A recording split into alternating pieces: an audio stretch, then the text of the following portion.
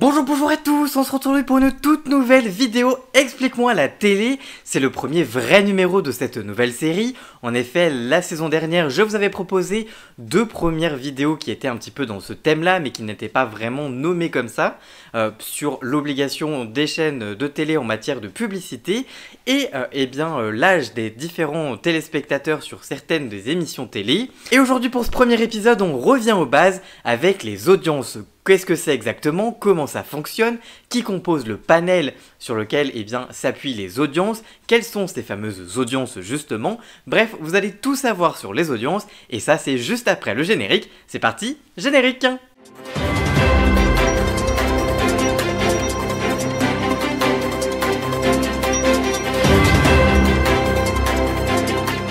Pour aborder le sujet des audiences, on va découper cette vidéo en plusieurs parties sous forme de questions qui sont à retrouver dans la description et sur le lecteur en bas de votre écran. Et pour commencer cette vidéo, on va commencer avec une question toute simple. Les audiences, c'est quoi? Eh bien les audiences, c'est tout simplement le nombre de téléspectateurs qui se trouvent devant la télévision à une heure précise, devant une émission précise, même à la minute précise et la seconde près. Bref, c'est le nombre de téléspectateurs qui se trouvent devant la télévision. C'est un peu comme sur YouTube, le nombre de vues. Qui mesure les audiences télé? Les audiences de la télévision française sont mesurées grâce à un panel qui dispose d'un petit boîtier qui est délivré par l'Institut Médiamétrie depuis 1985. Ce panel est choisi selon des critères spécifiques de représentativité de la société française, comme pour toute enquête statistique, mais en plus, le foyer doit disposer d'une télévision.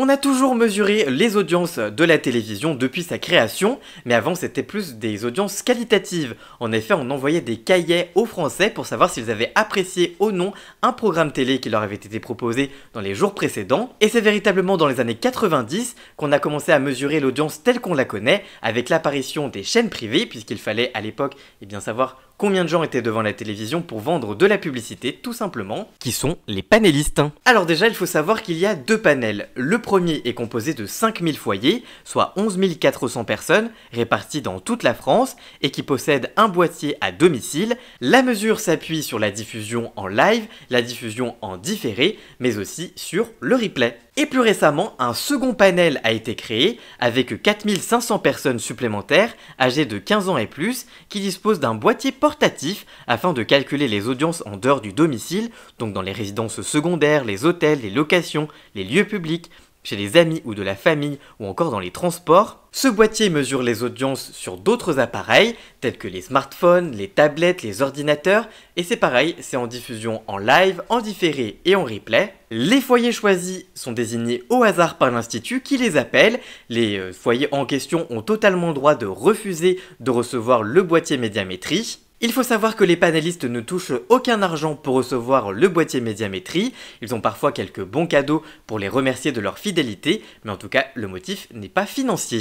Comment ça marche les boîtiers Médiamétrie? Concrètement, les boîtiers Médiamétrie dans les foyers sont installés sous le téléviseur et détectent le programme en cours de visionnage grâce à un watermarking qui est un signal numérique indétectable à l'oreille mais qui est implanté directement dans les programmes. Il comprend alors quelle chaîne est regardée, à quel horaire elle est regardée à la seconde près et on sait également sur quel support la chaîne est regardée et dans quelle situation elle est regardée. Le watermarking, c'est Médiamétrie qui le met en place et qui le transmet aux chaînes de télévision pour qu'elles puissent l'implanter sur leur programme. Il faut savoir que les audiences sont mesurées tous les jours jusqu'à 3 h du matin, chaque jour de l'année, 7 jours sur 7, 365 jours sur 365. Les résultats sont connus chaque matin à 9 h. Vous pouvez d'ailleurs retrouver toutes les audiences sur mon compte Twitter à moi, le lien est dans la description.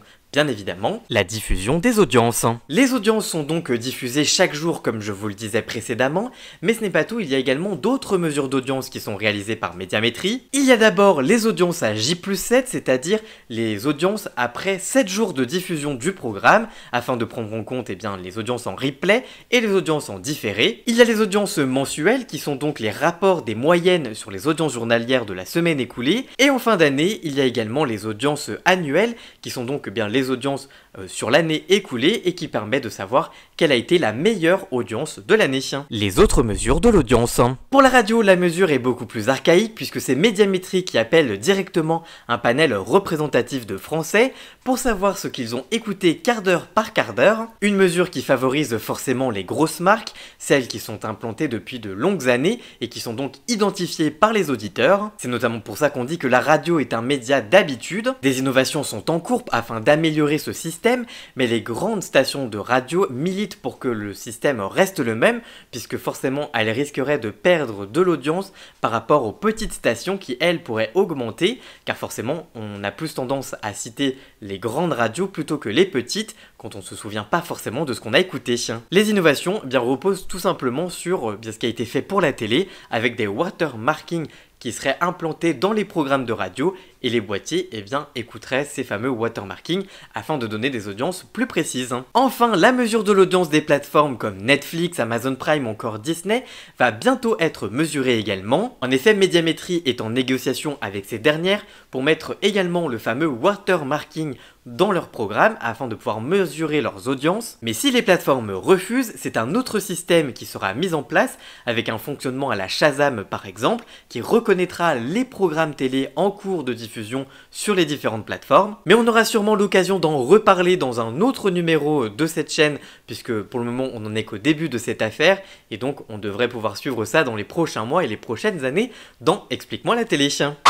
Voilà pour ce premier numéro de Explique-moi la télé consacré aux audiences. Si vous avez d'autres questions, n'hésitez pas à les poser dans les commentaires, j'essaierai d'y répondre si je peux. En tout cas, si cette vidéo vous a plu et informé, n'hésitez pas à me le dire dans les commentaires, mais aussi à partager la vidéo sur les réseaux sociaux, à me rejoindre sur mes réseaux sociaux à moi, tous les liens sont dans la description, et surtout, n'oubliez pas de vous abonner pour encore plus d'actu média, et on se retrouve très vite pour une toute nouvelle vidéo. A très bientôt, ciao ciao!